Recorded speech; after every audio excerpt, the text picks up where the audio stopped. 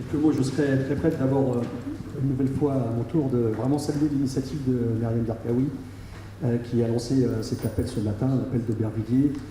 Et aussi vraiment saluer le travail que Stéphane Peu a engagé au Parlement, un travail qui a été extrêmement compliqué mais qui a permis de faire bouger les lignes.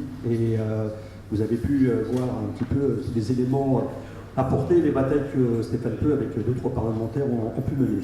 Si on est là ce matin, bien évidemment, le constat est plus qu'inquiétant, Myriam l'a rappelé, et la situation devient de plus en plus préoccupante. Il y a quelques jours, nous étions plusieurs ici à être aux assises de l'égalité, l'initiative des parlementaires dont Stéphane Peu en fait partie. Et le constat est consternant quand, voilà, le constat, on le sait depuis très longtemps, on a beaucoup évoqué la question de la police, la question de la justice et la question de l'éducation. On aurait pu en effet rajouter la question du logement.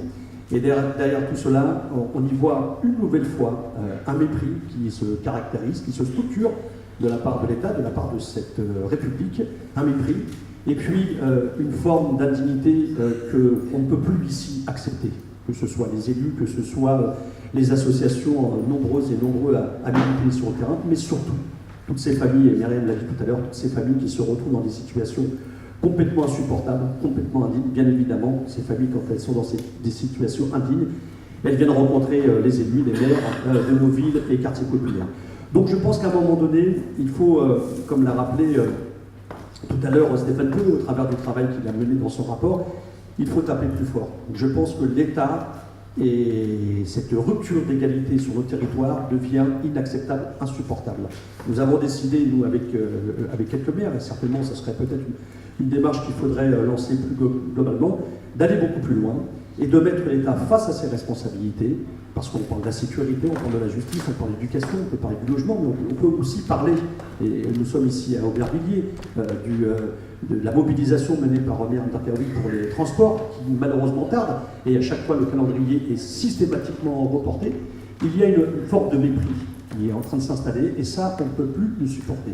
Et je pense qu'il faut mettre l'État face à ses responsabilités de manière très claire.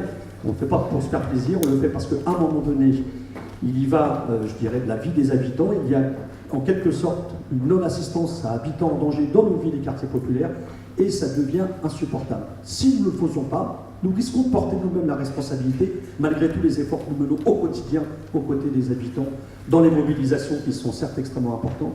Et donc je pense qu'à un moment donné, il faut que l'État puisse cesser ce mépris qui malheureusement se structure depuis quelques années, mais qui fait beaucoup de dégâts. On sera quelques-uns demain, même très nombreux demain, à l'USH à Marseille, pour aussi justement revendiquer cette parole.